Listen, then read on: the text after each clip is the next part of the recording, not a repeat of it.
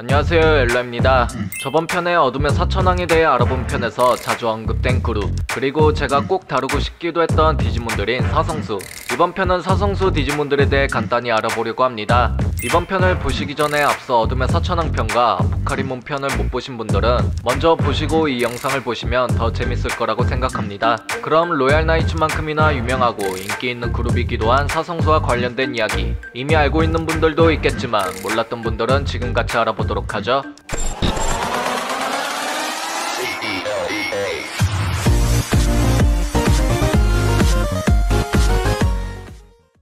사성수 또는 디지몬 서블런스라고 불리는 이 집단은 디지털월드의 동서남북을 수호하는 수호신으로 각 방위의 좌표를 담당하는 신적인 존재에 가까운 디지몬들로 소개되고 있습니다. 때문에 이름이나 설정만 봐도 알 수 있듯이 국내 표기로 사성수로 칭하는 만큼 이 디지몬들의 모티브는 동서남북의 각 방위를 다스리는 4마리의 상상의 동물인 사신에서 유래되었음을 알 수 있겠네요. 각 방위를 대표하는 사성수 디지몬들에게 무슨 일이 벌어지게 되면 디지털월드에 큰 일이 벌어진다고 하는데, 대표적인 사건으로 저번에 다룬 고대종 편을 보셨다면 아시겠지만 주장몬과 현무몬의 좌표 문제가 생겨 디지털월드 내에 엄청난 재해가 일어나고 그로 인해 당시에 살았던 디지몬들이 몰살당해버린 사건. 자세한 내용은 해당 영상을 찾아보시길 바랍니다. 아무튼 사성수 디지몬들은 하나같이 공통된 점들을 찾아볼 수 있었는데, 자세히 보면 이 디지몬들의 눈은 전부 4개씩 가지고 있고, 저번에 디지코어 편에서 언급된 내용이지만 보통의 디지몬들은 한 개의 디지코어를 몸 안에 숨겨져 있는 게 일반적인데,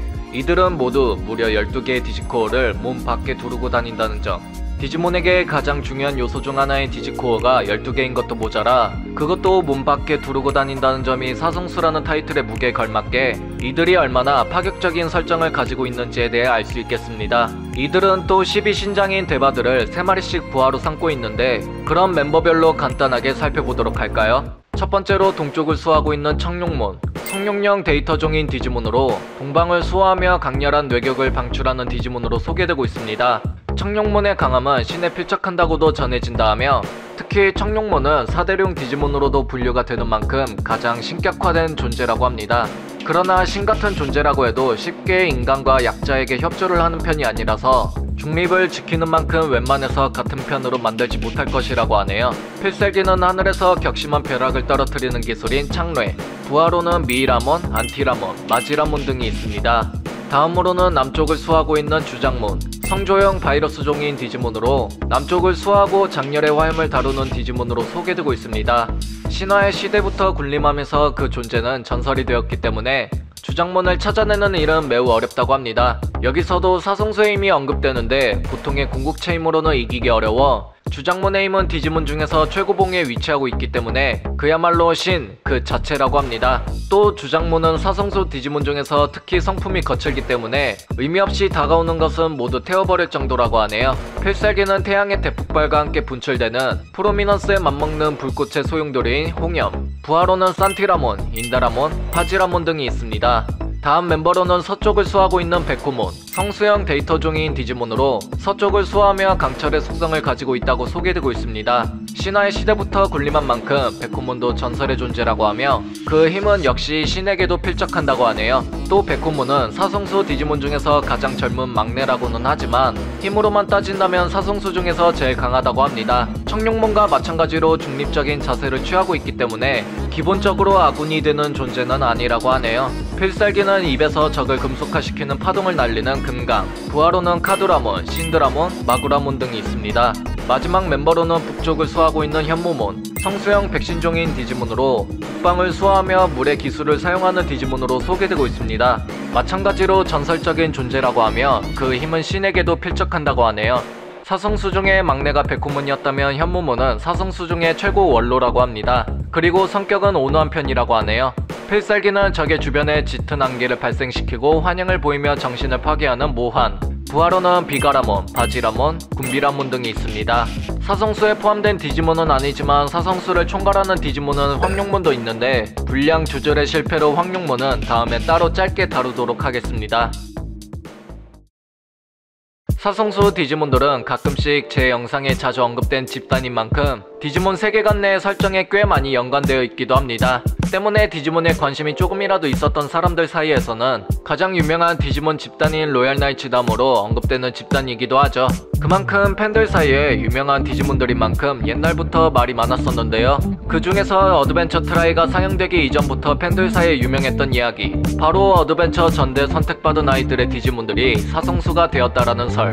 애니 어드벤처나 후속작인 파워 디지몬에서도 언급되지 않았던 저 이야기는 평행세계로 취급받는 어드벤처 소설판에서 언급되었던 부분이었지만 구체적으로 설명된 내용이 아닌 문장 하나로 짧게 언급되기만 했던 부분이었습니다. 때문에 저 애매했던 이야기는 팬들 사이에서 논쟁으로 번져버렸으며, 누구는 아니다, 그것은 단순한 루머다, 또 누구는 무슨 소리, 그 이야기는 루머가 아니라 진짜다 식으로 편가르기가 되어 팬들 사이에 오메가몬 X가 세냐 알파몬이 세냐급으로 얘기가 산으로 갈 만큼 길었던 논쟁거리 중 하나였습니다. 초등학생 때부터 디지몬을 좋아했던 저는 저 이야기들을 당연히 수없이 봤었고, 그 중에서 제 머릿속에 제일 기억 남았던 이야기들이, 만약에 전대 선택받은 아이들의 디지몬들이 사성수라고 치면 어드벤처에서 언급된 전대 선택받은 아이들은 5명이었는데 사성수는 4마리의 디지몬이 아니냐라고 물어보시던 분들도 많았고, 저 이야기에 누가 진짜인 것 마냥 당당하게 뇌피셜을 얹은 대답으로 사성수 디지몬들 중에 현모몬만 머리가 2개인 이유가, 전대 선택받은 아이들의 3마리의 디지몬들은 청룡몬, 주장몬, 백호몬으로 진화하였고 나머지 2마리의 디지몬들은 조그레스에서 현모몬으로 진화했기 때문에, 그래서 현모몬의 머리가 2개가 달린 것이다 라고 하시던 분들도 있었고, 다른 주장으로 4마리는 사성수로 진화하였고 나머지 1마리는 사성수를 총괄하는 황룡몬이 되었다 라고 주장하시던 분들도 있었고, 또 다른 의견으로 애니 어드벤처에서 언급된 5명의 전대 선택받은 아이들은 실수였고 사실 5명이 아니라 4명이다 라고 주장하시던 분들도 있었습니다. 저렇게 사성수와 관련된 수많은 논쟁거리는 결국 어드벤처 트라이 사장에 공개된 과거편 덕에 종결이 되었는데요. 조그레스는 무슨, 현모몬이 만들어지기 위해 2마리가 조그레스 되었다도 아니었고, 그대로 4마리의 디지몬들은 사성수로 진화한 모습을 확인할 수 있었습니다.